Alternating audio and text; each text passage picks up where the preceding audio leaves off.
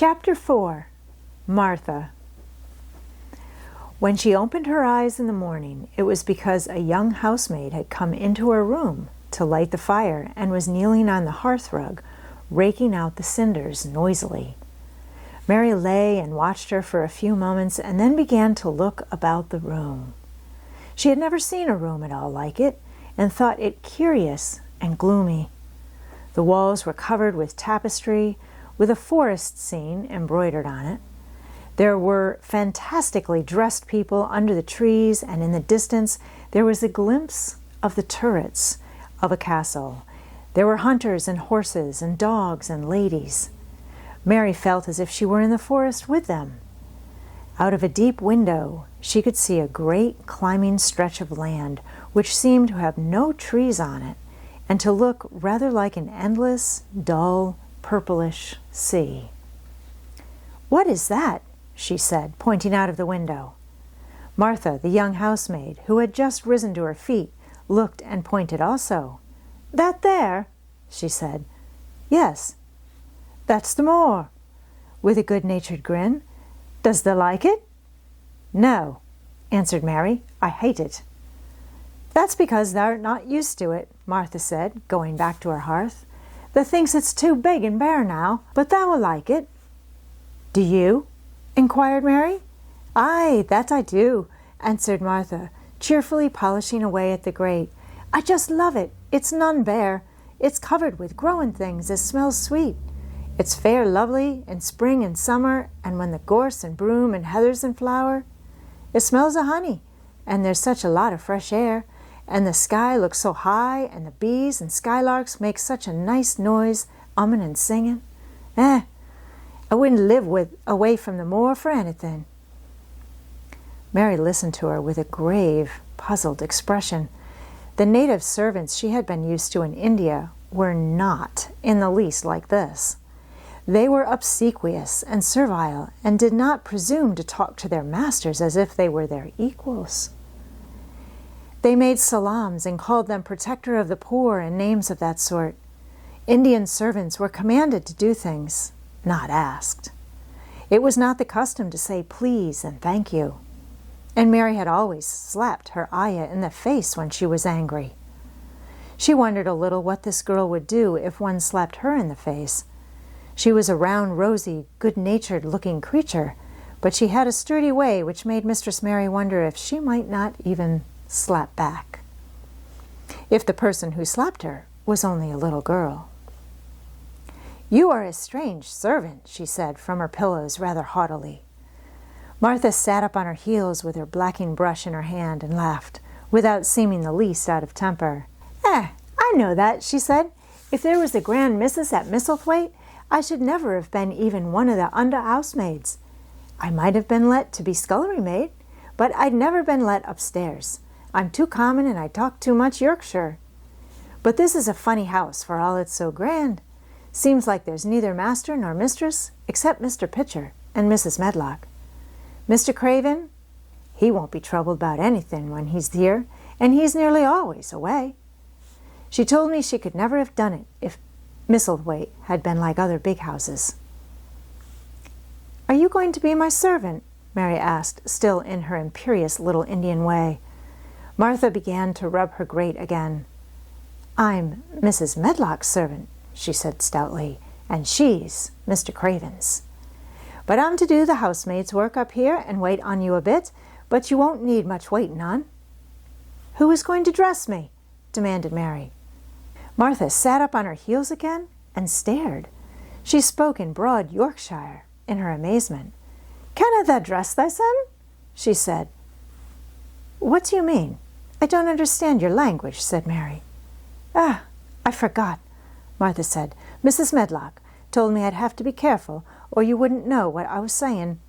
I mean, can't you put on your own clothes?" "No," answered Mary, quite indignantly. "I never did in my life. My ayah dressed me, of course." "Well," said Martha, evidently not in the least aware that she was impotent, "it's time thou should learn. Thou cannot begin younger. It'll do thee good to wait on thysen a bit, My mother always said she couldn't see why grand people's children didn't turn out fair fools, what with nurses and being washed and dressed and took out to walk as if they were puppies." "It is different in India," said Mistress Mary disdainfully. She could scarcely stand this. But Martha was not at all crushed. I can see it's different," she answered almost sympathetically. "I dare say it's because there's such a lot of blacks there instead of respectable white people. When I heard you was coming from India, I thought you was a black too." Mary sat up in bed, furious. "What?" she said. "What? You thought I was a native? You daughter of a pig!" Martha stared and looked hot. "Who are you calling names?" she said. "You needn't be so vexed. That's not the way for a young lady to talk. I've nothing against the blacks. When you read about 'em in tracts, they're always very religious. You always read as a black's a man and a brother. I've never seen a black, and I was fair pleased to think I was going to see one close. When I come in to light your fire this morning, I crept up to your bed and pulled the cover back careful to look at you, and there you was, disappointedly. No more black than me, for all you're so yeller." Mary did not even try to control her rage and humiliation. "You thought I was a native? You dared? You don't know anything about natives. They are not people. They're servants who must salaam to you. You know nothing about India. You know nothing about anything." She was in such a rage and felt so hopeless before the girl's simple stare, and somehow she suddenly felt so horribly lonely and far away from everything she understood and which understood her, that she threw herself face downward on the pillows and burst into passionate sobbing. She sobbed so unrestrainedly that good-natured Yorkshire Martha was a little frightened and quite sorry for her. She went to the bed and bent over her. You mustn't cry like that there," she begged. "You mustn't for sure. I didn't know you'd be vexed. I don't know anything about anything. Just like you said. I beg your pardon, miss. Do stop crying." There was something comforting and really friendly in her queer Yorkshire speech and sturdy way which had a good effect on Mary. She gradually ceased crying and became quiet. Martha looked relieved. "It's time for thee to get up now," she said. "Mrs. Medlock said I was to carry the breakfast and tea and dinner into the room next to this. It's been made into a nursery for thee. I'll help thee on with thy clothes if they'll get out of bed. If the buttons are at the back, thou cannot button them up thyself." When Mary at last decided to get up, the clothes Martha took from the wardrobe were not the ones she had worn when she arrived the night before with Mrs. Medlock.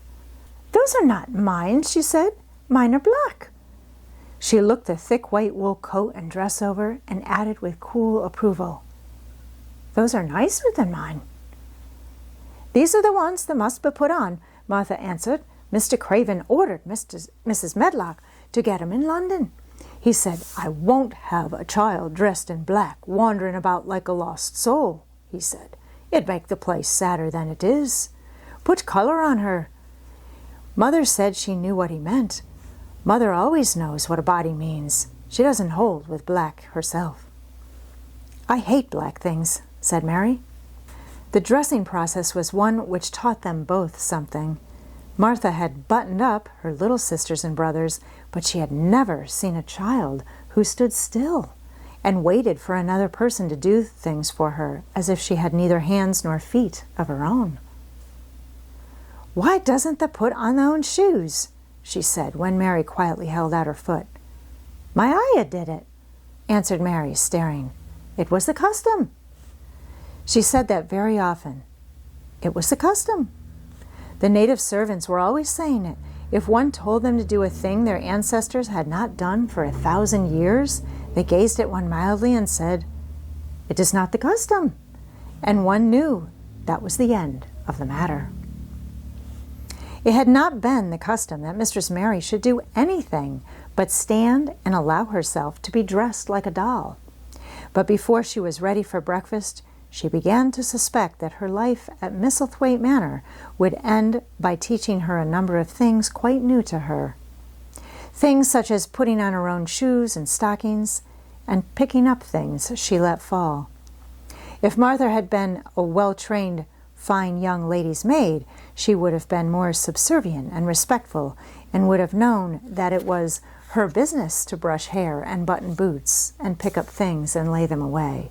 She was, however, only an untrained Yorkshire rustic who had been brought up in a moorland cottage with a swarm of little brothers and sisters who had never dreamed of doing anything but waiting on themselves and on the younger ones who were either babies in arms or just learning to totter about and tumble over things. If Mary Lennox had been a child who was ready to be amused, she would perhaps have laughed at Martha's readiness to talk, but Mary only listened to her coldly and wondered at her freedom of manner. At first she was not at all interested, but gradually, as the girl rattled on in her good-tempered, homely way, Mary began to notice what she was saying. "Ah, you should see 'em all," she said. "There's 12 of us, and my father only gets 16 shilling a week. I can tell you my mother's put to it to get porridge for 'em all. They tumble about on the moor and play there all day, and mother says the air of the moor fattens 'em. She says she believes they eat the grass same as the wild ponies do. Our Dickon, he's 12 years old, and he's got a young pony he calls his own." "Where did he get it?" asked Mary. "He found it on the moor with his mother when he was a little one, and he began to make friends with it, and give it bits of bread and pluck young grass for it, and it got to like him, so it follows him about, and it lets him get on its back. Dickon's a kind lad, and animals like him." Mary had never possessed an animal, pet of her own, and had always thought she should like one. So she began to feel a slight interest in Dickon. And as she had never been interested in anyone but herself, it was the dawning of a healthy sentiment. When she went into the room which had been made into a nursery for her, she found that it was rather like the one she had slept in. It was not a child's room, but a grown-up person's room, with gloomy old pictures on the walls and heavy old oak chairs. A table in the center was set with a good substantial breakfast, but she had always had a very small appetite, and she looked with something more than indifference at the first plate Martha set before her. "I don't want it," she said. "Thou doesn't want thy porridge?" Martha exclaimed incredulously. "No. Thou doesn't know how good it is. Put a bit of treacle on it and a bit of sugar." "I don't want it," repeated Mary. Said Martha, "I can't abide to see good victuals go to waste. If our children was at this table, they'd clean it bare in 5 minutes." "Why?" asked Mary coldly. "Why?" echoed Martha. "Because they scarce ever had their stomachs full in their lives. They're as hungry as young hawks and foxes." "I don't know what it is to be hungry," said Mary, with the indifference of ignorance. Martha looked indignant. "Well, it would do thee good to try it. I can see that plain enough," she said outspokenly. "I've no patience with folks and sits and just stares at good bread and meat. My word, don't I wish Dickon and Phil and Jane and the rest of 'em had what's here under their pinafores." "Why don't you take it to them?" suggested Mary. "It's not mine," answered Martha stoutly. "And this isn't my day out. I get my day out once a month, same as the rest. Then I go home and clean up for Mother and give her a day's rest." Mary drank some tea and ate a little toast and some marmalade. "You wrap up warm and run out and play, you," said Martha. "It'll do you good and give you some stomach for your meat." Mary went to the window. There were gardens and paths and big trees, but everything looked dull and wintry. "Out? Why should I go out on a day like this?" "Well, if that doesn't go out, they'll have to stay in, and what has that got to do?" Mary glanced about her. There was nothing to do. When Mrs. Medlock had prepared the nursery, she had not thought of amusement. Perhaps it would be better to go and see what the gardens were like. "Who will go with me?" she inquired. Martha stared. "You'll go by yourself," she answered. "You'll have to learn to play like other children does when they haven't got brothers and sisters. Our Dickon goes off on the moor by himself and plays for hours. That's how he made friends with the pony. He's got sheep on the moor that knows him and birds and comes and eats out of his hand. However little there is to eat, he always saves a bit of his bread to coax his pets." It was really this mention of Dickon which made Mary decide to go out, though she was not aware of it. There would be birds outside, though there would not be ponies or sheep. They would be different from the birds in India, and it might amuse her to look at them. Martha found her coat and hat for her and a pair of stout little boots, and she showed her her way downstairs. "If they goes round that way, they'll come to the gardens," she said, pointing to a gate in a wall of shrubbery. "There's lots of flowers in summertime, but there's nothing blooming now." She seemed to hesitate a second before she added, "One of the gardens is locked up. No one has been in it for 10 years. "Why?" asked Mary, in spite of herself. Here was another locked door that added to the 100 in the strange house. "Mr. Craven had it shut when his wife died so sudden. He won't let no one go inside. It was her garden. He locked the door and dug a hole and buried the key. There's Mrs. Medlock's bell ringing. I must run." After she was gone, Mary turned down the walk which led to the door in the shrubbery. She could not help thinking about the garden which no one had been into for 10 years. She wondered what it would look like and whether there were any flowers still alive in it.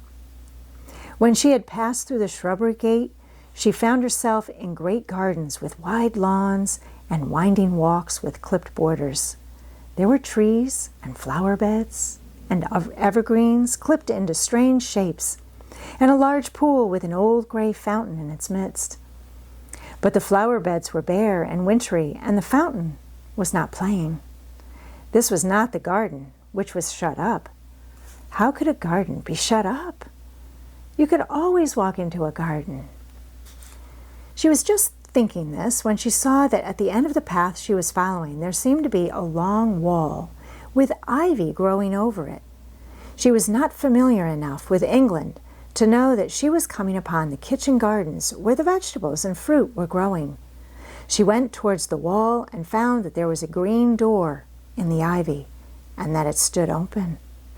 This was not the closed garden, evidently, and she could go into it. She went through the door and found that it was a garden with walls all around it, and that it was only one of several walled gardens which seemed to open one into another. She saw another open green door revealing bushes and pathways between beds containing winter vegetables. Fruit trees were trained flat against the wall, and over some of the beds there were glass frames. The place was bare and ugly enough, Mary thought as she stood and stared about her. It might be nicer in summer when things were green, but there was nothing pretty about it now. Presently, an old man with a spade over his shoulder walked through the door, leading from the second garden. He looked startled when he saw Mary, and then touched his cap. He had a surly old face and did not seem at all pleased to see her. But then she was displeased with his garden and wore her quite contrary expression, and certainly did not seem at all pleased to see him. "What is this place?" she asked. "One of the kitchen gardens," he answered. "What is that?" said Mary, pointing through the other green door. "Another of 'em, shortly. There's another on t'other side of the wall, and there's the orchard t'other side of that." "Can I go in them?" asked Mary. "If thou likes, but there's naught to see." Mary made no response. She went down the path and through the second green door. There she found more walls and winter vegetables and glass frames, but in the second wall there was another green door, and it was not open. Perhaps it led into the garden which no one had seen for 10 years. As she was not at all a timid child and always did what she wanted to do, Mary went to the green door and turned the handle. She hoped the door would not open because she wanted to be sure she had found the mysterious garden. But it did open quite easily, and she walked through it and found herself in an orchard. There were walls all around it also, and trees trained against them, and there were bare fruit trees growing in the winter-browned grass. But there was no green door to be seen anywhere. Mary looked for it, and yet when she had entered the upper end of the garden, she had noticed that the wall did not seem to end with the orchard, but to extend beyond it as if it enclosed a place at the other side. She could see the tops of trees above the wall, and when she stood still, she saw a bird with a bright red breast sitting on the topmost branch of one of them. And suddenly he burst into his winter song, almost as if he had caught sight of her and was calling to her. She stopped and listened to him, and somehow his cheerful, friendly little whistle gave her a pleased feeling. Even a disagreeable little girl may be lonely, and the big closed house and big bare moor and big bare gardens had made this one feel as if there was no one left in the world but herself. If she had been an affectionate child who had been used to being loved, she would have broken her heart. But even though she was Mistress Mary, quite contrary, she was desolate, and the bright-breasted little bird brought a look into her sour little face which was almost a smile. She listened to him until he flew away. He was not like an Indian bird, and she liked him and wondered if she should ever see him again. Perhaps he lived in the mysterious garden and knew all about it. Perhaps it was because she had nothing whatever to do that she thought so much of the deserted garden. She was curious about it and wanted to see what it was like. Why had Mr. Archibald Craven buried the key? If he had liked his wife so much, why did he hate her garden? She wondered if she should ever see him, but she knew that if she did, she should not like him, and he would not like her, and that she should only stand and stare at him and say nothing, though she should be wanting dreadfully to ask him why he had done such a queer thing. People never like me, and I never like people, she thought. And I never can talk as the Crawford children could. They were always talking and laughing and making noises. She thought of the robin and of the way he seemed to sing his song at her, and as she remembered the treetop he perched on, she stopped rather suddenly on the path. I believe that tree was in the secret garden. I feel sure it was, she said. There was a wall round the place, and there was no door. She walked back into the first kitchen garden she had entered and found the old man digging there. She went and stood beside him and watched him a few moments in her cold little way. He took no notice of her, and so at last she spoke to him. I have been into the other gardens, she said. There's nothing to prevent thee, he answered crustily. I went into the orchard. There was no dog at the door to bite thee, he answered. There was no door there into the other gardens, said Mary. What garden? He said in a rough voice, stopping his digging for a moment. The one on the other side of the wall, answered Mistress Mary.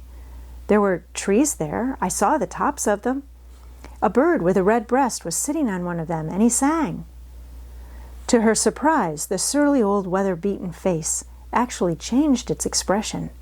A slow smile spread over it, and the gardener looked quite different. It made her think that it was curious how much nicer a person looked when he smiled. She had not thought of it before. He turned about to the orchard side of his garden and began to whistle, a low, soft whistle. She could not understand how such a surly man could make such a coaxing sound. Almost the next moment, a wonderful thing happened. She heard a soft little rushing flight through the air, and it was the bird with a red breast flying to them. And he actually alighted on the big clod of earth quite near to the gardener's foot. Here he is, chuckled the old man, and then he spoke to the bird as if he were speaking to a child. Where has thou been, the cheeky little beggar? He said.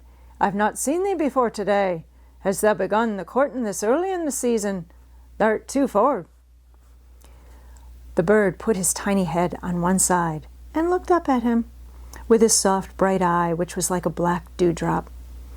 He seemed quite familiar and not the least afraid. He hopped about and pecked the earth briskly, looking for seeds and insects. It actually gave Mary a queer feeling in her heart because he was so pretty and cheerful and seemed so like a person. He had a tiny plump body and a delicate beak and slender, delicate legs. Will he always come when you call him? She asked, almost in a whisper. Aye, that he will. I've knowed him ever since he was a fledgling. He come out of the nest in the other garden, and when first he flew over the wall, he was too weak to fly back for a few days, and we got friendly. When he went over the wall again, the rest of the brood was gone, and he was lonely and come back to me." "What kind of a bird is he?" Mary asked. "Doesn't thou know? He's a robin redbreast, and they're the friendliest, curious birds alive. They're almost as friendly as dogs, if you know how to get on with 'em. Watch him pecking about there and looking round at us now and again. He knows we're talking about him." It was the queerest thing in the world to see the old fellow. He looked at the plump little scarlet waistcoated bird as if he were both proud and fond of him. "He's a conceited one," he chuckled. "He likes to hear folk talk about him. And curious, bless me, there never was his like for curiosity and meddling. He's always coming to see what I'm planting. He knows all the things Master Craven never troubles himself to find out. He's the head gardener, he is." The robin hopped about, busily pecking the soil, and now and then stopped and looked at them a little. Mary thought his black dewdrop eyes gazed at her with great curiosity. It really seemed as if he were finding out all about her. The queer feeling in her heart increased. "Where did the rest of the brood fly to?" she asked. "There's no knowing. The old ones turn 'em out of their nest and make 'em fly, and they're scattered before you know it. This one was a knowing one, and he knew he was lonely." Mistress Mary went a step nearer to the robin and looked at him very hard. "I'm lonely," she said. She had not known before that this was one of the things which made her feel sour and cross. She seemed to find it out when the robin looked at her and she looked at the robin. The old gardener pushed his cap back on his bald head and stared at her a minute. "Art thou the little wench from India?" he asked. Mary nodded. "Then no wonder thou'rt lonely. Thou'lt be lonelier before there's done," he said. He began to dig again, driving his spade deep into the rich black garden soil, while the robin hopped about, very busily employed. "What is your name?" Mary inquired. He stood up to answer her. "Ben Weatherstaff," he answered, and then he added with a surly chuckle, "I'm lonely myself, except when he's with me." And he jerked his thumb towards the robin. "He's the only friend I've got." "I have no friends at all," said Mary. "I never had. My ayah didn't like me, and I never played with anyone." It is a Yorkshire habit to say what you think with blunt frankness, and old Ben Weatherstaff was a Yorkshire moor man. "Thou and me are a good bit alike," he said. "We was wove out of the same cloth. We're neither of us good-looking, and we're both of us as sour as we look. We've got the same nasty tempers, both of us, I'll warrant."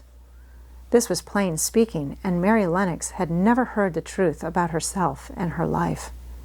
Native servants always salaamed and submitted to you, whatever you did. She had never thought much about her looks, but she wondered if she was as unattractive as Ben Weatherstaff, and she also wondered if she looked as sour as he had looked before the robin came. She actually began to wonder also if she was nasty-tempered. She felt uncomfortable. Suddenly, a clear, rippling little sound broke out near her, and she turned round. She was standing a few feet from a young apple tree, and the robin had flown on to one of its branches and had burst out into a scrap of song. Ben Weatherstaff laughed outright. "What did he do that for?" asked Mary. "He's made up his mind to make friends with thee," replied Ben. "Dang me if he hasn't took a fancy to thee." "To me?" said Mary, and she moved towards the little tree softly and looked up. "Would you make friends with me?" she said to the robin, just as if she were speaking to a person. "Would you?" And she did not say it either in her hard little voice or in her imperious Indian voice, but in a tone so soft and eager and coaxing that Ben Weatherstaff was as surprised as she had been when she heard him whistle. "Why," he cried out, "thou said that as nice and human as if that was a real child instead of a sharp old woman. Thou said it almost like Dickon talks to his wild things on the moor." "Do you know Dickon?" Mary asked, turning round rather in a hurry. "Everybody knows him. Dickon's wandering about everywhere. The very blackberries and heatherbells knows him. I warrant the foxes shows him where their cubs lies, and the skylarks doesn't hide their nests from him." Mary would have liked to ask some more questions. She was almost as curious about Dickon as she was about the deserted garden. But just at that moment the robin, who had ended his song, gave a little shake of his wings, spread them, and flew away. He had made his visit and had other things to do. "He has flown over the wall," Mary cried out, watching him. "He has flown into the orchard. He has flown across the other wall, into the garden, where there is no door." "He lives there," said old Ben. "He came out of the egg there. If he's courting, he's making up to some young madam of old Robin that lives among the old rose trees there." "Rose trees?" said Mary. "Are there rose trees?" Ben Weatherstaff took up his spade again and began to dig. "There was 10 years ago," he mumbled. "I should like to see them," said Mary. "Where is the green door? There must be a door somewhere." Ben drove his spade deep and looked as uncompanionable as he had looked when she first saw him. "There was 10 years ago, but there isn't now." "No door?" cried Mary. "There must be." "None as anyone can find, and none as is anyone's business. Don't be a meddlesome wench and poke your nose where it's no cause to go. Here, I must go on with my work. Get you gone and play, you. I've no more time." And he actually stopped digging, threw his spade over his shoulder, and walked off, without even glancing at her or saying goodbye.